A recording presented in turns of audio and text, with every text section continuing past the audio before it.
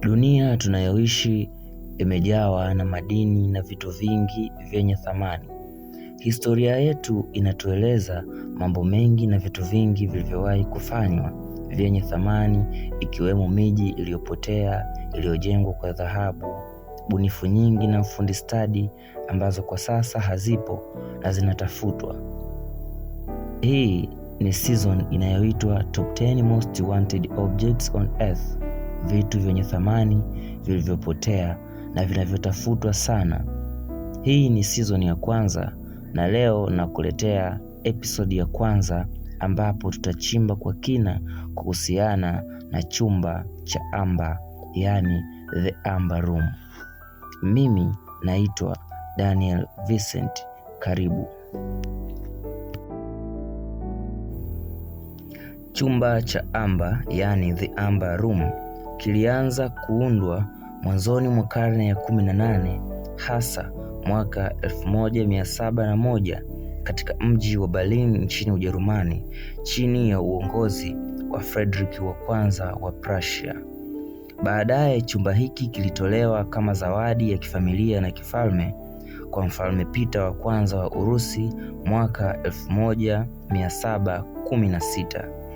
Mafundi wakuu waliohusika katika ujenzi huu ni Gottfried Wolfram, Andreas Schalter na Friedrich Roth. Gottfried Wolfram alikuwa mchoraji wa mbao na mtaalamu wa kupaka rangi na kushona mbao zenye thamani ya hali ya juu. Andreas Schalter alikuwa mtaalamu wa usanifu na sanifu za urembo aliyesimamia muundo wa Amber Room. Friedrich Roth alikuwa mchongaji wa mbao aliyechangia kwenye mapambo ya mbao na amber. Kama nilivyotangulia kusema hapo juu kuwa chumba hiki kilitolewa kama zawadi kwa mfalme wa Urusi mwaka 1716. Chumba hiki kilisafirishwa hadi mji unaoitwa St. Petersburg, na kilipofikishwa huko kilifanyiwa marekebisho kadhaa na mafundi wa Urusi.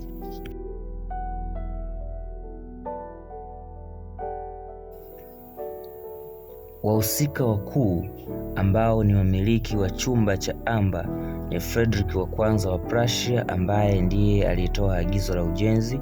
Wa pili ni Mfalme Peter wa kwanza wa Urusi, aliyekuwa mmiliki wa mpito wa Amber Room hadi kufika Urusi.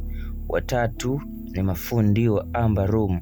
Mafundi hawa walihusiana baina ya mafundi wa Berlin na mafundi wa St. Petersburg, ambao walibadilishana uchoraji na sanifu za chumba.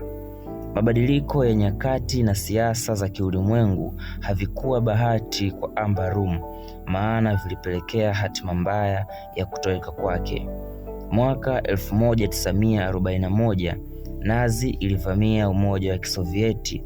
Katika kipindi hiki cha vita kuu ya pili ya dunia, waangalizi wa Leningrad walijaribu kufungua chumba hicho na kutenganisha ili wakihifadhi, lakini hawakufanikiwa. Hivyo wakaamua kuficha nyuma ya wallpaper ili Wajerumani wasikipate.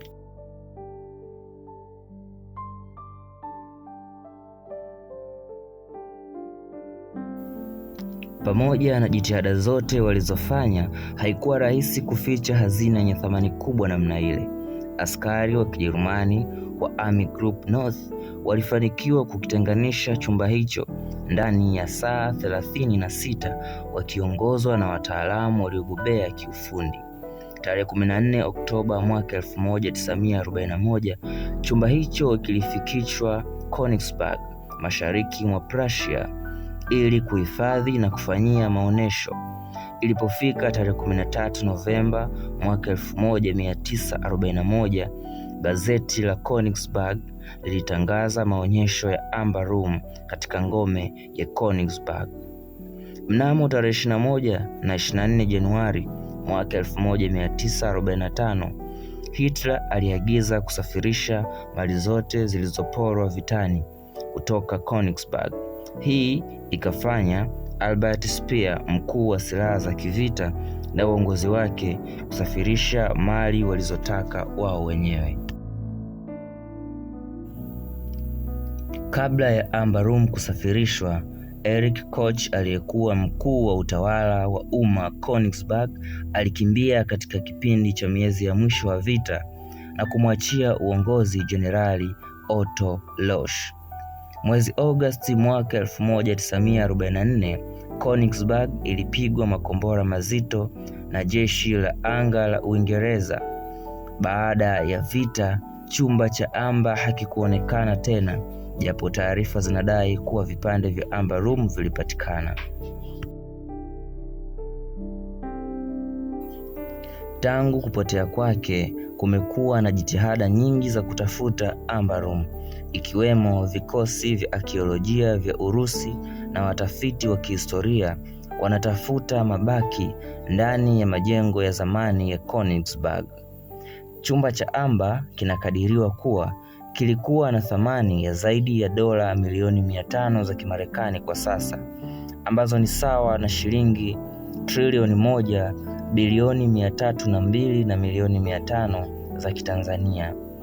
Asante kwa kutazama video hii, na hii ni episodi ya kwanza katika season ya vitu vyenye thamani kubwa sana duniani vilivyopotea na vinatafutwa.